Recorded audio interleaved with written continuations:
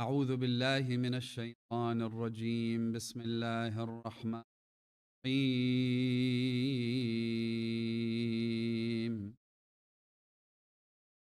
اللهم كن لوليك الحجة ابن الحسن صلواتك عليه وعلى آبائه في هذه الساعة وفي كل ساعة وليا وحافظا وقائدا وناصرا ودليلا وعينا حتى تسكنه أرضك طوعا وتمتعه فيها طويلا. السلام على من طهره الجليل،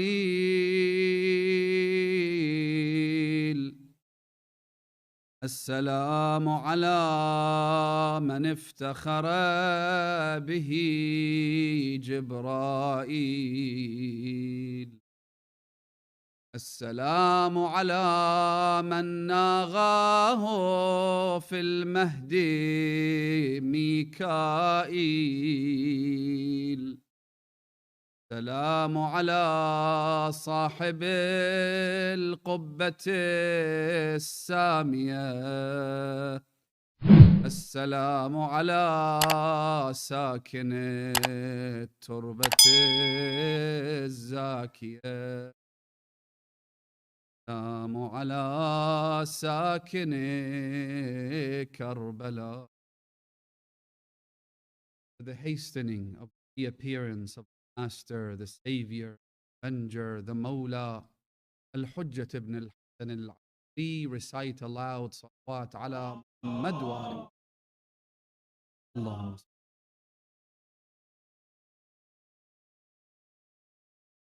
To receive the intercession of the Master of the Youth of Paradise, Aba Abdullah, on the day of judgment, recite an even louder salawat ala Muhammad wa ali Muhammad.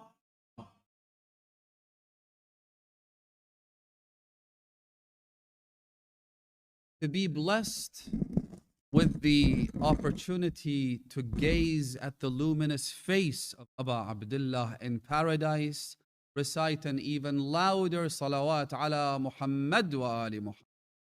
Allahumma.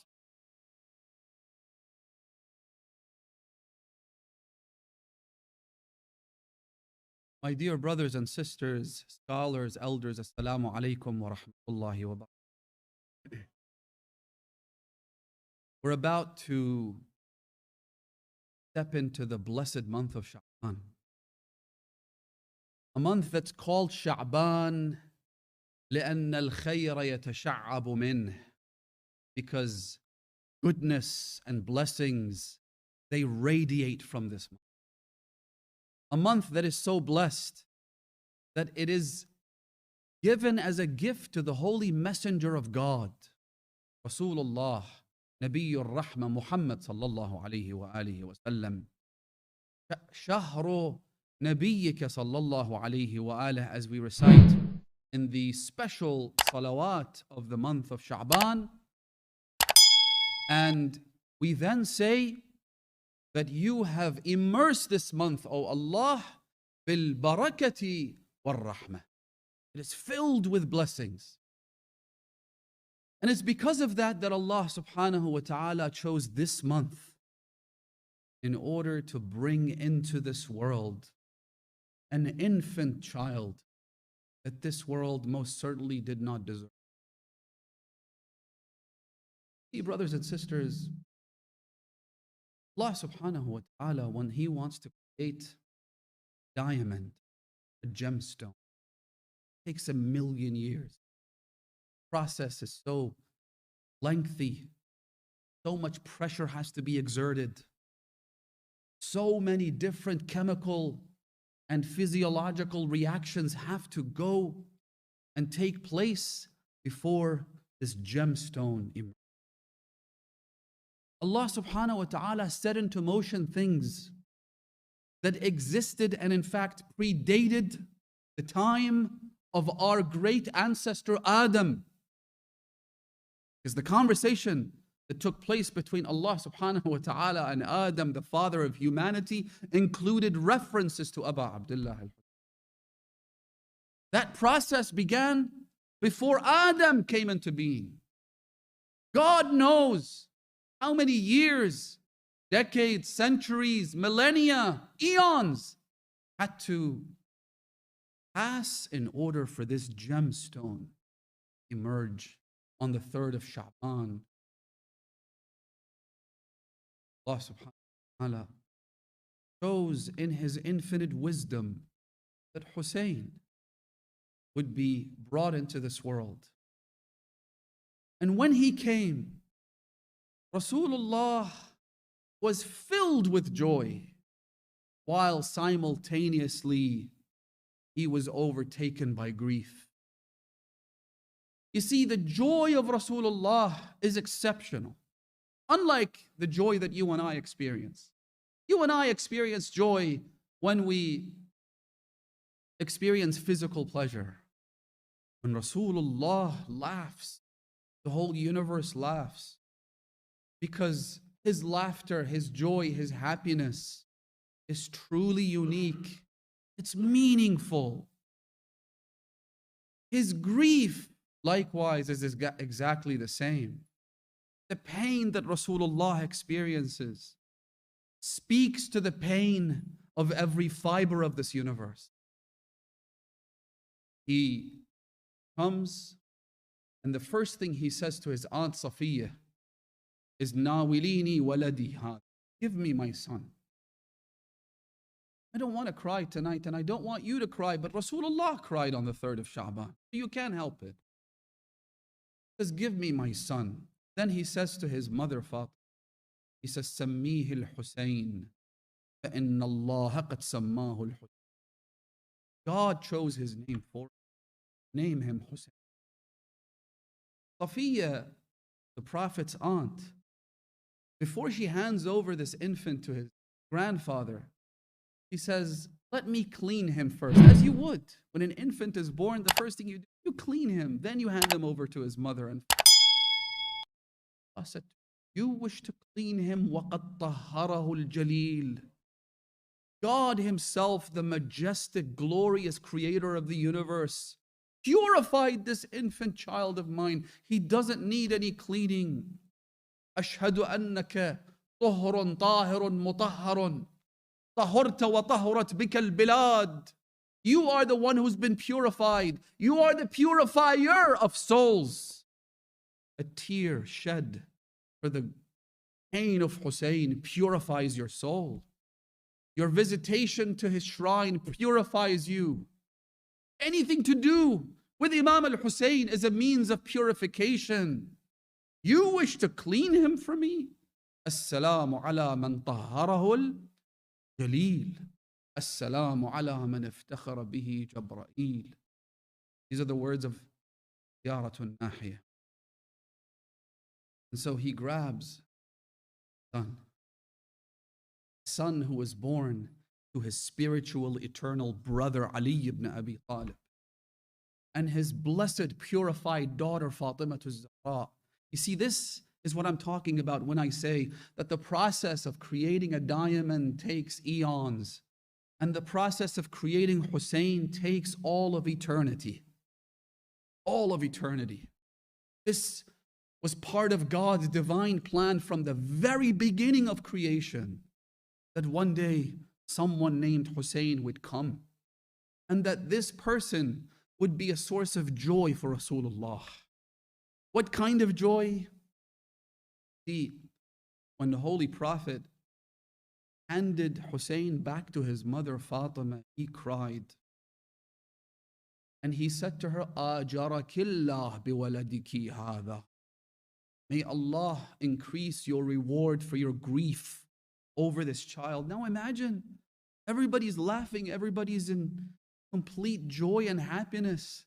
The Prophet's second grandson has been born. The Prophet didn't have any surviving sons. So these would be the ones who would constitute the Prophet's lineage. Who wouldn't be overjoyed? Fatima says to Rasulullah, she says to him, you are telling me that I shall grieve for him while you're also handing my son over to me? Because while everyone sees the Prophet's second grandson, Rasulullah sees an entire rap sheet of misery and pain. So when the Prophet says to her, his daughter, Ajarakillah, and then he says to her, because you have to explain why you are grieving, why you're crying. He says to him, why do you say that, oh father? The Prophet says, فَإِنَّهُ سَيُقْتَلُ عَلَى يَدِهِ قَوْمٍ يَدَّعُونَ أَنَّهُمْ مِنْ أُمَّتِي. He shall be slaughtered at the hand of people who claim to be my followers. What does Fatima say in response? He says, إِذَنْ لَا حَاجَةَ لِي. These words, I think, require some explanation. It's not the topic. But I do want to address this very briefly because it goes to highlight the status of Abu Abdullah. Fatima's first response when hearing what is going to happen to her son is, I don't want him. What does that mean? It means my son Hussein is too precious for this. He's too good. He's too pure. He's raised to a level where he is one of the 5 lights that circumambulate God's throne, glorifying Allah, teaching the angels how to glorify Him, exalting Allah, teaching the angels how to exalt Him. سبحنا فسبحت الملائكة كبرنا فكبرت الملائكة هللنا فهللت الملائكة. This is my son Hussein. I know him. He's too good for this world if he's going to be killed in the manner that you are telling me he's going to be killed. What does the Prophet do in order to console Fatima? This is where the joy comes in. Says to her, but my Fatima, this son of yours is going to be the father of 9 stars. In order for those guides to come into this world, Hussein has to. In order for the Mahdiyun, in order for the Awsiya, in order for my vicegerents who are the shining lights of guidance, the arcs of salvation, for them to come into this world, for humanity to be guided, Hussein has to come. He gives her that assurance. And then the next thing he says is, you do know that the Mahdi will be from his descendant. The Savior will be from the lineage of Abu Abdullah al-Hussein.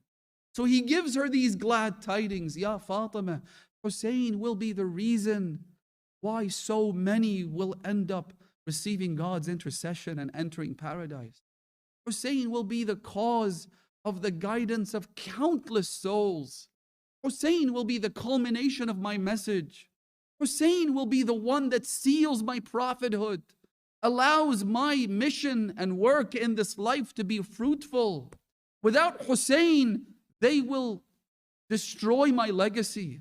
Without Hussein, the 7th successor who claims to be my successor will be someone named Yazid, who sits on my pulpit and plays with his pet monkey and commits incest with his own mother, sister, and daughter.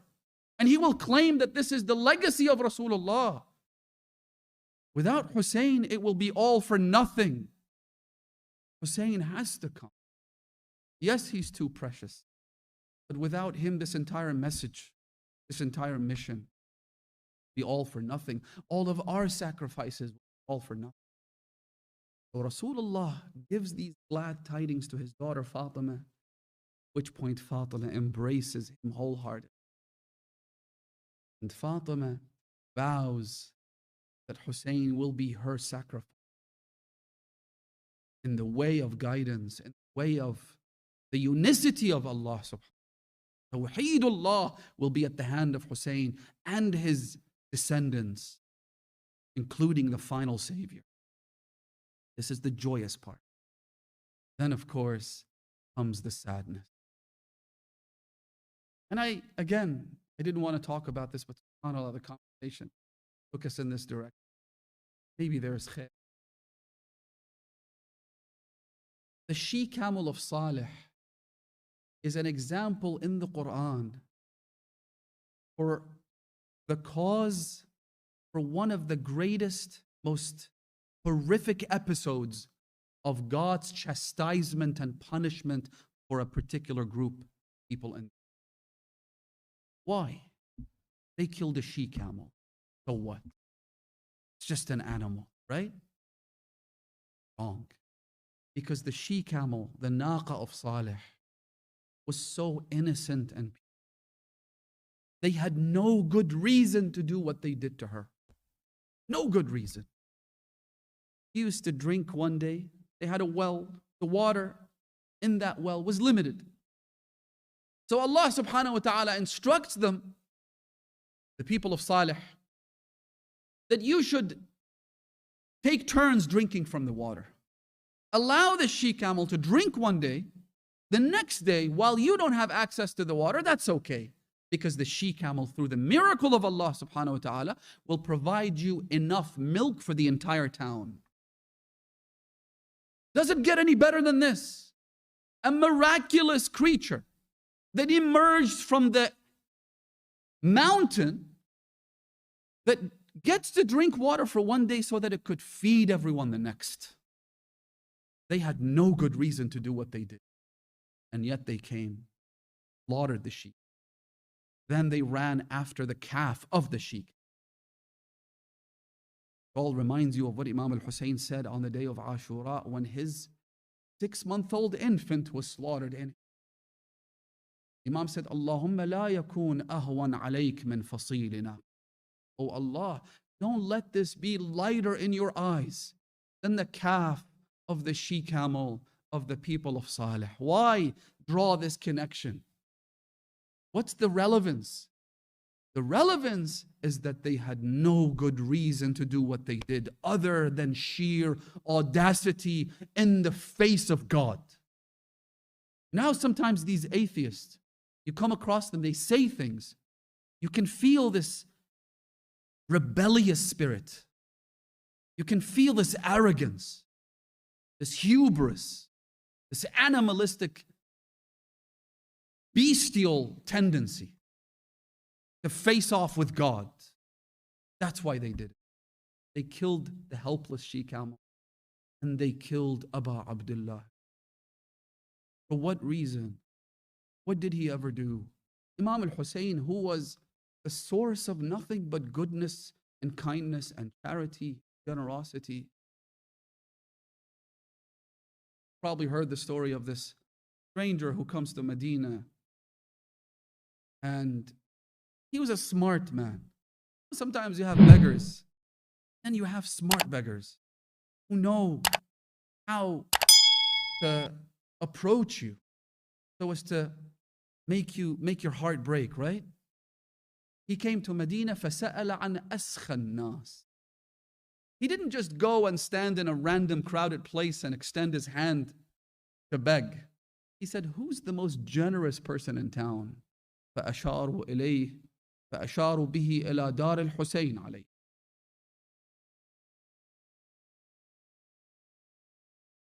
Let's be smart beggars tonight, brothers and sisters. Let's beg. Not every random person, but those that have been appointed by Allah subhanahu wa ta'ala, so that He could send His blessings to us through them. So he said, who's this most generous person? They said, pointed to the house of Aba Abdullah. He went to his house and he knocked on the door. They told him Imam al-Hussein is praying in the masjid. So he went to the masjid, noticed the Imam praying.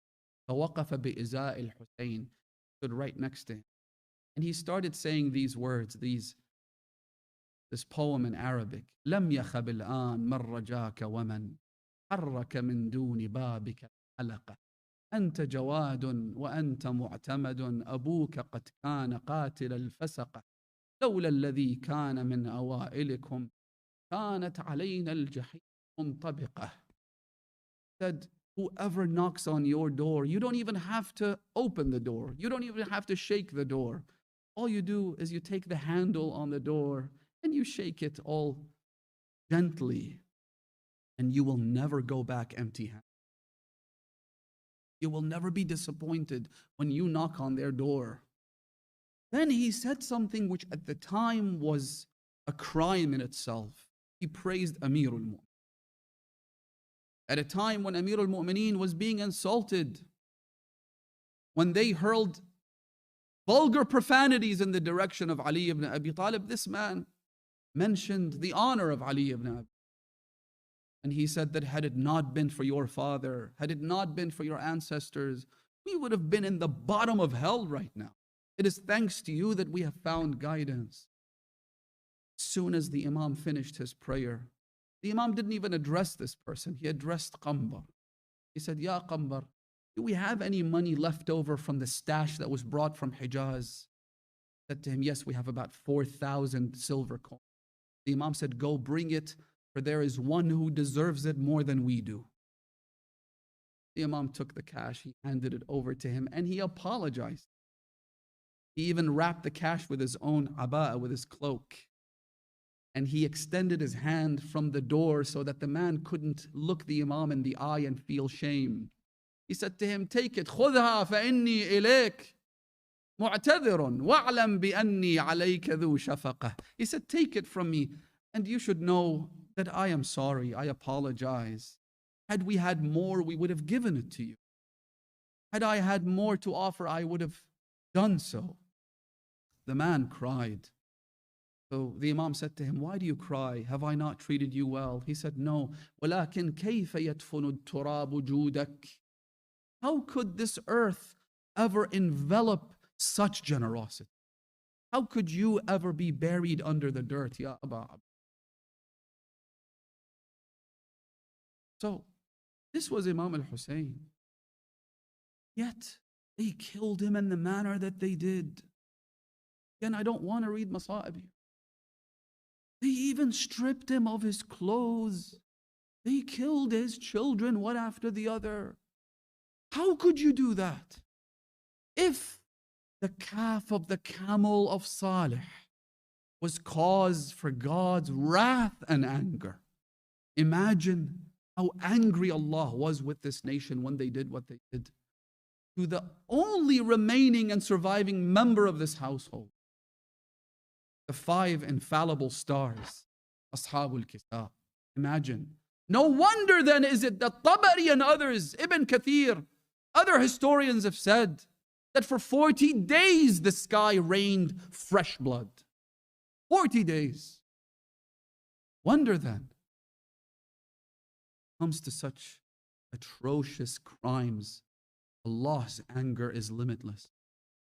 But then, and I want you to listen to this carefully, Allah's generosity in exchange for the sacrifices of Hussein is also limited.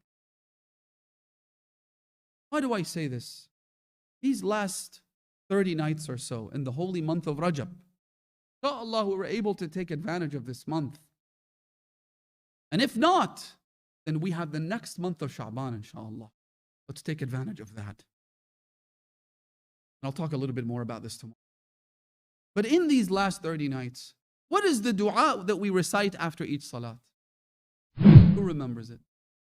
Ya man arjuhu li kulli khayr wa amanu sakhatahu 'inda kulli shar, ya man yu'ti al-kathira bil-qalil. يا من يعطي من سأله يا من يعطي من لم يسأله ومن لم يعرفه تحننا منه ورحمة. What do these words mean? Think about this for a second. يا من يعطي الكثير بالقليل. Allah gives in abundance in exchange for what? For a little. We do a little thing. Allah subhanahu wa ta'ala showers us with mercy. Tonight, there is a prayer. 2 rak'at. Alhamd, ثم قُلْ هُوَ اللَّهُ أَحَدٌ 30 times. 2 units, that's it. Look at the thawab that's been ascribed to this prayer on the last night before the month of Shabaan. The Holy Prophet says, Allah subhanahu wa ta'ala will shield him from the demons. Allah subhanahu wa ta'ala will raise him with the Siddiqeen in paradise, with the prophets. For what? For 2 units? Are you kidding me? No, this is Allah subhanahu wa ta'ala we're talking about. Ya man yu'ti al-kathira bil-qaleel. Why are you surprised? Why are you shocked when we say that Allah has ascribed such and such reward for the one who visits the shrine of Aba Abdullah al-Hussein, knowing that what Imam al-Hussein did was greater than all of the prophets combined? If Allah grants such abundant reward for a little act, why couldn't Allah give all of paradise to Aba Abdullah al-Hussein? Why? Why is it that when it comes to these things that have to do with the Ahlul Bayt alayhim salam, suddenly people have a problem digesting this information? Suddenly you have all of these doubters. I remember once I was in a gathering, some poor child, intellectual child, not in terms of his age, he was an adult. He was sitting there. I spoke about the merits and the virtues and the benefits of Teen Qabr al-Hussein salamullah, the khak shifa as you call it. And so after the lecture he said to me, and he deliberately chose to address me in public, which was a big mistake on his part, because had he asked me a question in private, I would have responded in private. And I don't like to antagonize people or treat them in a manner that's disrespectful, but when you want to challenge, then you should expect a response that's proportionate. He said to me, why do you say Turbat al-Hussein? This is nonsensical. This is not something that science would agree with or concur with. That you could give someone some dirt and that could cure them of their illness. I said, first of all, let's figure out what kind of doubter are you? Are you the liberal type, the secular type of doubter, or the religious type of doubter? Because we've got both. They're both nothing but rubbish, but the response has to be customized. I said to him, what do you say about Zamzam? Because Sunnis and Shia believe that Zamzam, ma'u Zamzam lima shuriba lah. You can drink Zamzam water with any intention, whether it's for healing, whether it's for security, whether it's for sustenance, whether it's for a wife, whether it's for a husband or children, or whatever it is. You drink the water with that intention, Allah will grant you your wish. Sunnis believe this. He said, well, I'll say the same thing about Zamzam. It doesn't do anything. It's just water. I said, so you're not a Shia, you're not a Sunni. What the heck are you? Have you just invented a whole new sect for yourself? If so, let's find out what your foundations of belief are. What do you actually believe in? Do you accept the Quran? Do you accept the Hadith? Do you accept Bukhari? Do you accept Bihar al-Anwar? Let's find out so I know how to deal with you. Then he said, look, it's not scientific, so it doesn't make sense. And whatever doesn't make sense to me is superstition. I said, okay. But you're still a Muslim? He said, yes. I said, you could say the same thing about dua. Imagine you tell an atheist that I'm sick, I'm in hospital, and that I'm going to pray to God to give me healing. Won't the atheist laugh you out of the room? Wouldn't they make a mockery of you? They would. But do you also reject the power of prayer? He said, no. I said, how come? It's not scientific. It doesn't make sense. Logically speaking. You know what your problem is? Your problem is you have your own preconceived notion of how the world works. And it's based on that. You have these transfixed ideas, right? And I'll give you an example of that. You have these transfixed ideas, and you want to shape and mold everything to fit your own ideas, your own agenda. You follow some lunatic who lives in London, by the way. His name is Ahmed al-Katib. And so he said that no, I mean, you have to give me evidence. I said, here's your problem. When it comes to miracles of the prophets, First, you've developed a transfixed idea for yourself that a miracle can only be performed by a prophet. Based on what? Give me a verse in the Quran. Give me a hadith that says only prophets get to perform miracles. What is your definition of a miracle anyway? Most of the time, by the way, these people have no clue what they're talking about. They've learned a few things from here and there. Ilm al-rijal. Well, what is ilm al-rijal? They'll probably translate it as science of men. I've seen some of these people who translate the word ilm al-rijal into science of men. When in fact, ilm al-rijal is the biography of the transmitters of hadith. It's not about men or women, it's gender neutral. But it tells you just how sophomoric they are, how idiotic and ignorant these people are. They've picked up a few expressions, some Hausawi, words from here and there, read a couple of books, and they think they know everything. When in fact, when you probe them for just 2 minutes, you'll realize just how ignorant they are. You've got this transfixed notion that only prophets can perform miracles. Based on what? It's like when you're speaking to someone who says to you that you put the Imams above the prophets, right? The idea being, again, it's a transfixed idea which has no basis whatsoever. The idea is that prophets are the most superior people among the creation of Allah subhanahu wa ta'ala. Based on what? Show me a verse. Show me a hadith that says that a prophet is the most superior person, when the Quran itself says that that's not the case. The Quran, when it speaks about the sacrifice of Ibrahim, alayhi wa ala nabiyina wa alihi as-salam, Allah subhanahu wa ta'ala says, وَإِذْ ابْتَلَى إِبْرَاهِيمَ رَبُّهُ بِكَلِمَاتٍ فَأَتَمَّهُنْ. Allah tested Ibrahim, who was already a prophet, who was already a rasool. He had already achieved all of these stations. And yet, after all of that, Allah subhanahu wa ta'ala says, قَالَ إِنِّي جَاعِلُكَ لِلنَّاسِ إِمَامًا. What does that tell you? What comes first? What comes last? What is the highest position achievable? It's being an imam. So why is it that we have this transfixed notion that prophets are the highest beings, and that if you say imam, then that imam has to be below the prophet because prophets are higher? Based on what? Show me the evidence. So, only prophets can perform miracles. Again, absolutely no logical or scriptural foundation for this belief. Allah subhanahu wa ta'ala, being the one who يُعْطِي الْكَثِيرَ بِالْقَلِيلِ, offers Imam al-Hussein many, many things, including the fact that the dirt of the city in which he is buried becomes an eternal source of spiritual as well as physical indemnity and healing. جعل الشفاء في تربته. The dirt of Imam al-Hussein. If you have any objection, go back and fix your problem with the water of Zamzam. If you have any objection to that, go back and fix the problem of how the shirt of Yusuf can restore the eyesight of his father, who was a prophet. Yaqub ibn Ishaq ibn Ibrahim.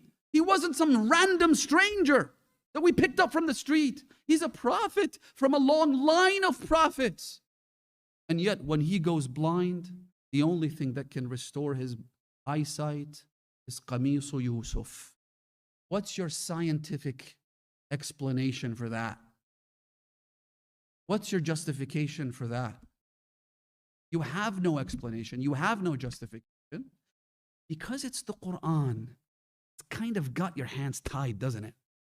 Because it's the Quran, you can't really come out and say, it's illogical, it's not rational, it goes against science. Because if you do that, then you're no longer a Muslim. And no one will ever buy your regurgitated barf anymore. No one will ever take you seriously. So what you do is you kind of brush away these uncomfortable verses in the Quran. You treat the Quran as some kind of a bedtime storybook. You take all of these stories, you don't stop and think what these things mean. Whereas it is Imam al-Hussein, my dear brothers and sisters, that truly revives the Quran. This is one of the meanings of this statement. أشهد أنك كنت للقرآن سندا. Sanad means the basis on which a claim is made. We call the deed to a house sanadud dar, sanadul bayt. Why? Because if anybody ever questions your ownership of this property, you say, here's the sanad, here's the proof, here's the deed, here's the contract that bears my name. Imam al-Hussein was the sanad of what? Quran. It is what, it stems from the word isnad. Yasnud, yusnadu ilayh. The Quran leans on Hussein. The Quran is proved through Hussein. All of these stories in the Quran, some of which we have just alluded to, they are truly revived when you examine the life, legacy, and greatness of Abu Abdullah al-Hussein. It all begins to make sense in the words of one Jewish sister who many years ago, I remember here in London, she was exploring conversion to Islam. And she'd had a lot of conversations with a lot of her friends. And so one day her friends invite her to them 15 years ago. And she came to the majlis, told her friends afterwards, it all makes sense. When you're exposed to the story of Abu Abdullah, now it all makes sense. This religion isn't some set of abstract notions and ideas. This is real. This religion has all been personified and epitomized in a real walking, talking, breathing human being. And that human being, Hussein, and his immediate family.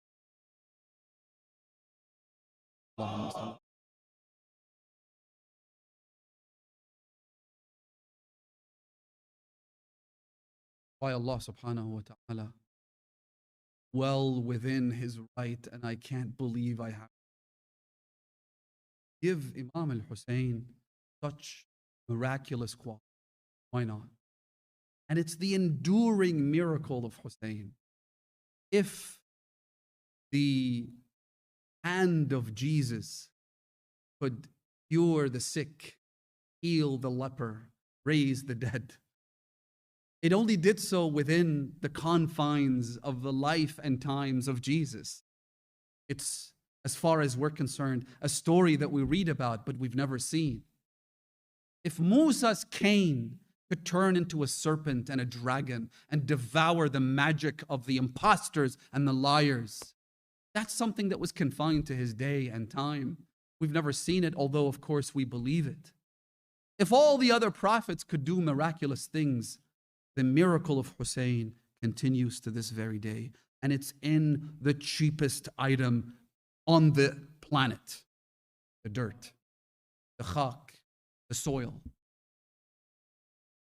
And I'm sure, I don't want to mention stories. Last night in a different majlis, I did mention some stories. But I don't think I need to remind you of the miraculous qualities of the soil of Imam. You see, if you don't believe that, number one, physical reality will confront you.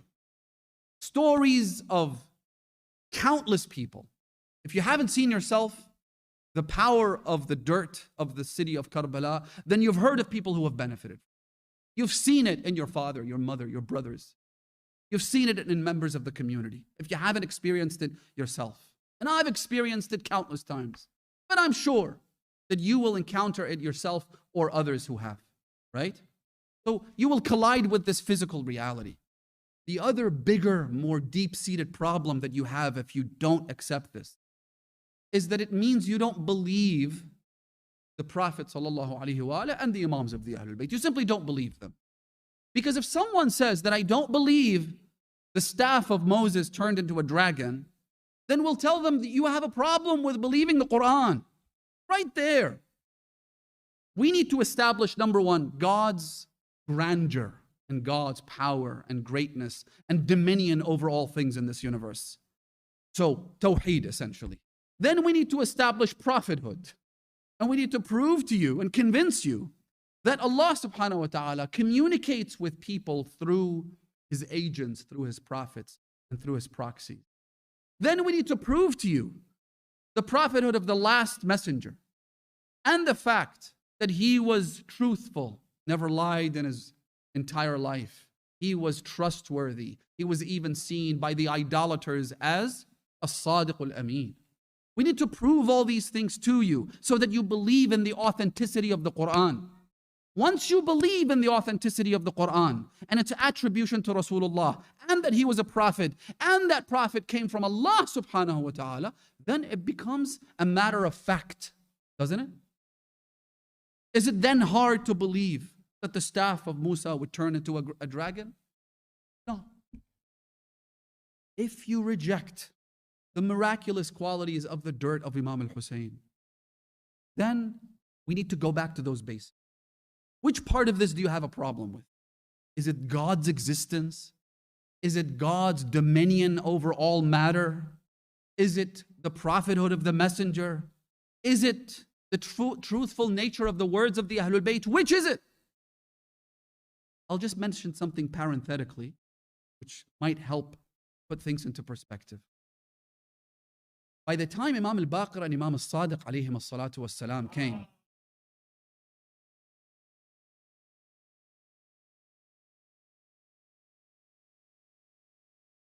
the Imams of the Ahlul Bayt had been labeled as being mere narrators of hadith.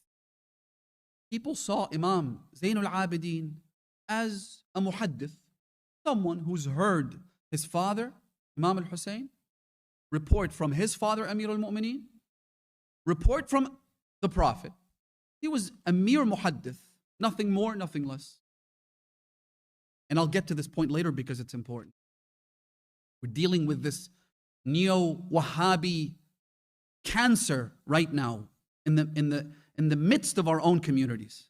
People who used to call themselves Shia are now suffering from this cancer, and it's metastatized. And I'll talk about this a little bit later. But this was the impression of most people at that time.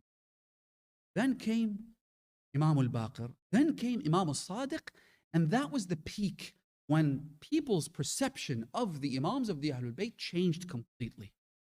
How did it change? When Imam al-Sadiq alayhi salam spoke, he wouldn't say, سمعت أبي عن أبيه عن أبيه عن أبيه عن رسول الله أنه قال. He wouldn't report a hadith from the Holy Prophet. He would give his own opinion, in quotation marks, not an opinion, divine revelation. But from the perspective of outsiders who didn't know the Imams, the Imam would express his own opinion and he would state it as God's law. Let me give you an example. When Imam al-Baqir passed away, a group of people came to offer condolences to Imam al-Sadiq, our sixth. One of them, who was supposedly a Shia, so he's not a Nasibi, he's not a neutral observer, he's actually one of the lovers of the Ahlul Bayt. But look at how minimal their understanding and conception was towards the Ahlul Bayt. Right? It took a long time for the true status of the Imams to be established, for people to accept them for who they are, for ziyaratul jama'a to be given to us by Imam al-Hadi alayhi salam, and the true status of the Ahlul Bayt to be made clear. It took a long time. This person comes to the majlis of Imam al-Sadiq and he said the following: لَقَدْ مَاتَ مَنْ كَانَ يَقُولُ قَالَ رَسُولُ اللَّهِ. He said, what a tragedy, what a loss it is that the one who used to say قَالَ رَسُولُ اللَّهِ, he used to quote the Prophet directly, is now dead. Meaning who? Imam al-Baqir. Because, now why this is amazing, as far as he's concerned, it's strange that Imam al-Baqir would say قَالَ رَسُولُ اللَّهِ instead of قَالَ أَبِي عَنْ أَبِيهِ عَنْ أَبِيهِ عَنْ رَسُولِ اللَّهِ. There would be no chain of transmission between them. Why is it strange? Because Imam al-Baqir, even though he was alive in Karbala, he was only 2 years old. He never saw the Prophet. So how could he quote Rasulullah? They used to think that this was miraculous. This was incredible. How can he quote the Prophet without a chain of transmission? He said, Subhanallah, he's now dead. What are we going to do? You know what Imam al-Sadiq did? This is at the very beginning of the Imamah of Imam al-Sadiq. فَأَطْرَقَ الْإِمَامُ بِرَأْسِهِ إِلَى الْأَرْضِ مَلِيًّا. The Imam lowered his head for a while, then he raised it again, and he said, قَالَ اللَّهُ تَعَالَى. God says, and he mentioned Hadith Qudsi, quoting Allah directly, not the Quran, quoting Allah subhanahu wa ta'ala in what we call Hadith Qudsi, sacred narration.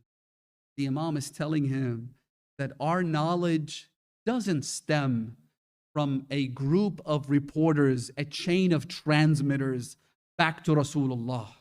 Our knowledge, yes, the origin is Rasulullah. He is the spring of their knowledge. Rasulullah is the reason why the Ahlul Bayt are so great. There's no doubt about that. But our knowledge stems from Allah subhanahu wa ta'ala. In other words, Imamah is not what you think. Imamah is some good, righteous, pious person who says, come and I'll teach you your religion. It's not a process of extrapolation. It's not about ijtihad like a mujtahid. That Imam al-Sadiq is no Abu Hanifa. Imam al-Sadiq is Imam like Ibrahim was an Imam.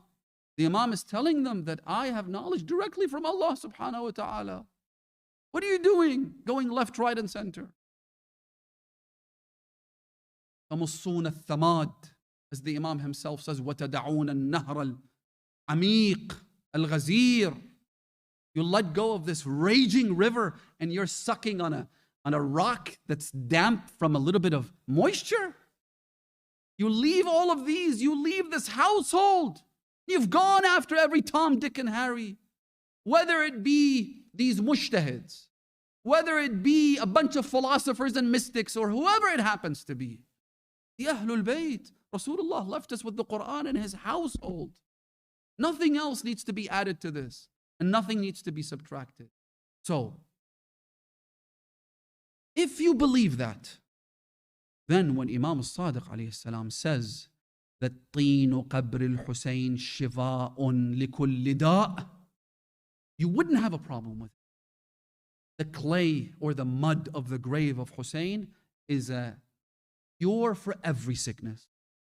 You wouldn't have a problem with it because you believe in all of the foundations that we've just laid out. It becomes normal as the story of Moses' staff and the hand of Jesus and so on and so forth. It becomes palatable. You accept it wholeheartedly. It becomes a matter of fact. But then, of course, the doubters will doubt. The haters will hate, as they say. في قلوبهم مرض فزادهم الله مرضا. They have this disease in their heart, so Allah subhanahu wa ta'ala increases their disease. Allah says, you know what? You've chosen this path, then to hell with you. Quite literally, to hell with you. You want to doubt all of these things?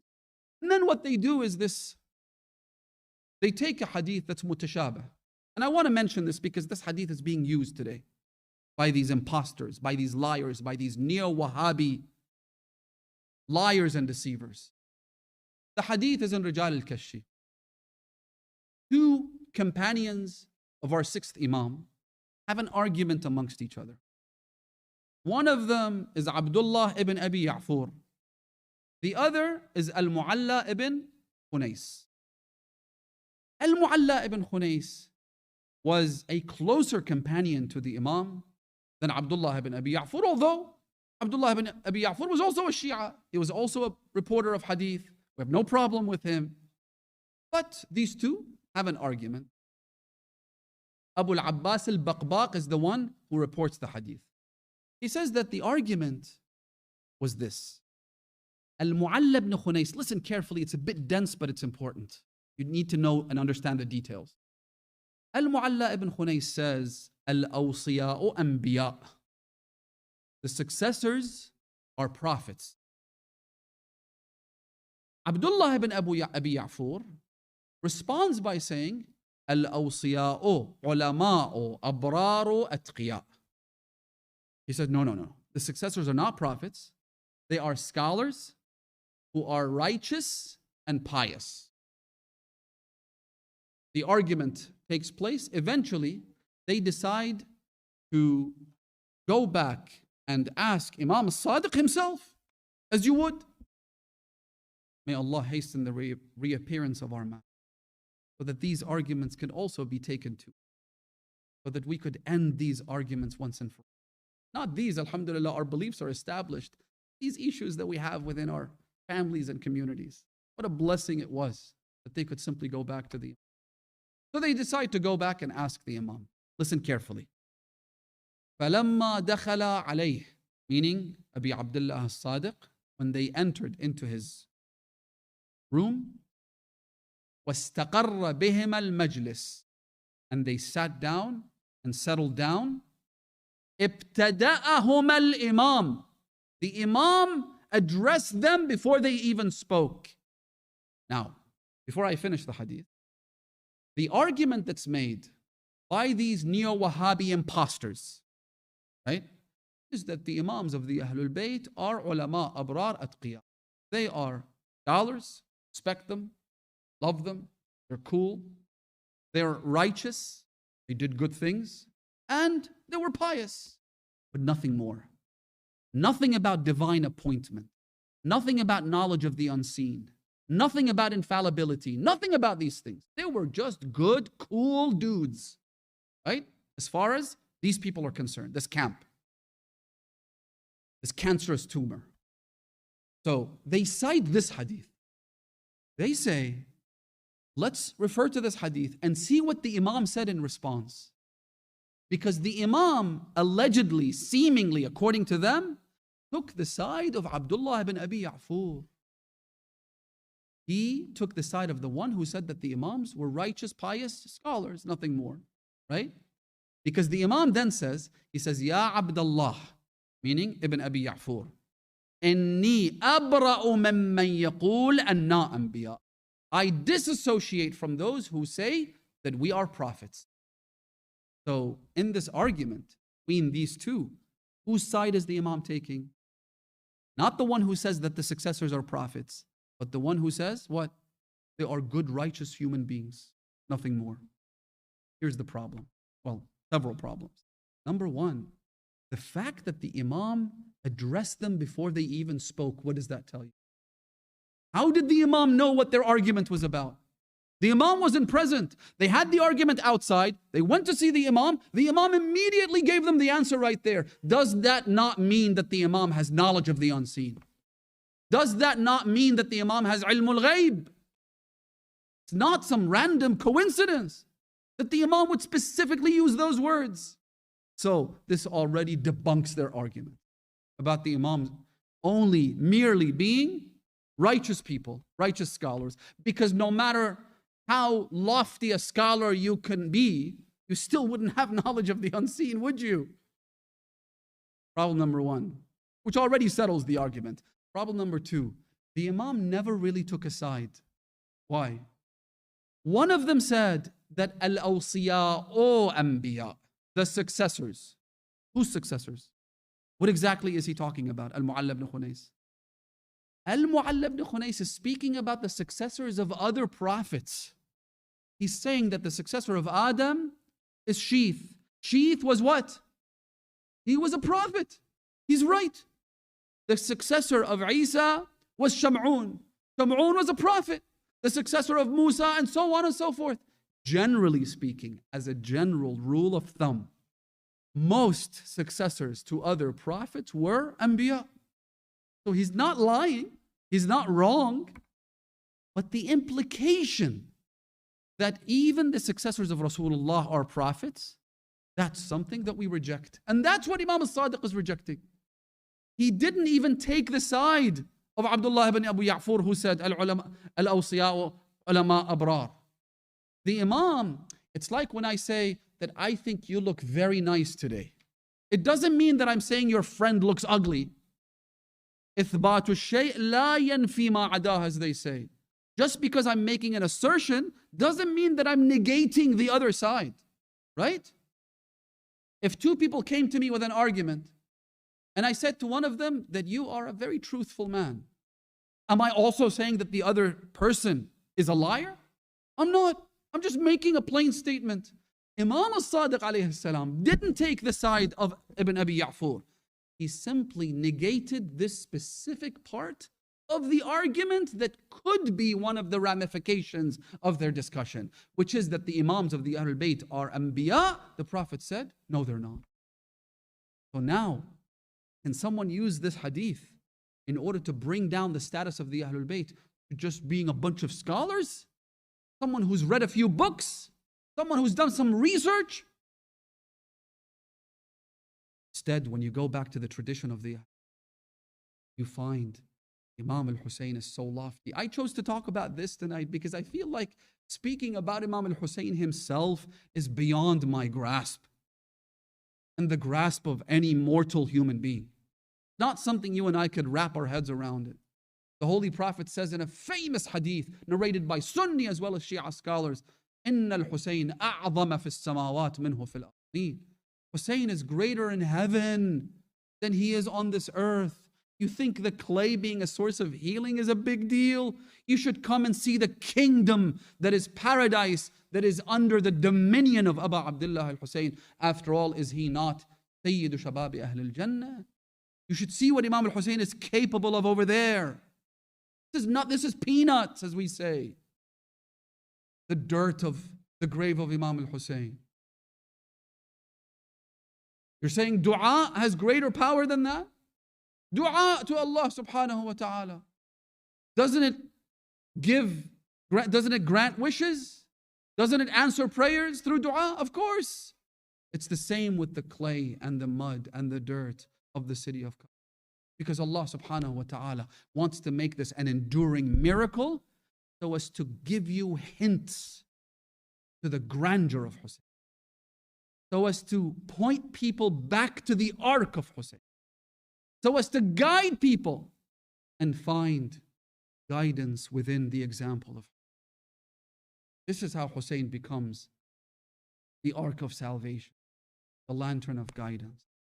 Allah subhanahu wa ta'ala is giving us these nudges and these hints towards him. After all, is he not warithu Adam Safa, warithu Nuh Nabiyullah, warithu Ibrahim Khalilullah, warithu Isa, warithu Musa Kalimullah? Is he not this inheritor of all of these prophets? Which is why you have to ask Allah subhanahu wa ta'ala permission before you step into the majestic mausoleum of Abu Abdullah Hussein. And you have to mention all of these prophets and cite their names and their examples as the ones that Imam al-Hussein inherited. So, is it then a big deal to believe that this could be a source of healing? But if there is doubt and doubt begins to simmer and spread like a cancerous tumor, there's really not much we can do. They insist that the Ahlul Bayt alayhim salam were normal human beings. They were good people, they were kind and generous, but nothing more than that. Essentially what they're doing is rejecting everything we know about the Ahlul Bayt, and then they call themselves Shia. There's nothing Shia about you. And the end result of that is that they would have to reject the Imams of the Ahlul Bayt. They reject Imam al-Zaman because if that's the logic you work with, ultimately you have no choice. You reject the 12th Imam and you begin the whole tasbih. Have you seen a tasbih when you cut the thread? How it all has to fall apart? That's exactly what happens. فَزَادَهُمُ اللَّهُ مَرَضًا is in reference to this. Anyway. Kamilu ziyarat, brothers and sisters, this is a practical tip for all of you. Kamilu ziyarat, by the teacher of Al-Shaykh Al-Mufid. The author of the book is Ibn Quluwayh. He's buried right next to the shrine of Imam Musa ibn Ja'far and Imam Al-Jawad. Next to his student as well as Shaykh Al-Mufid. You've all heard of him. Kamilu ziyarat is a book that needs to be studied, brothers and sisters. Not just read. Most of us never even bother to read it, but it needs to be studied. Basairu Darajat is a book that needs to be studied.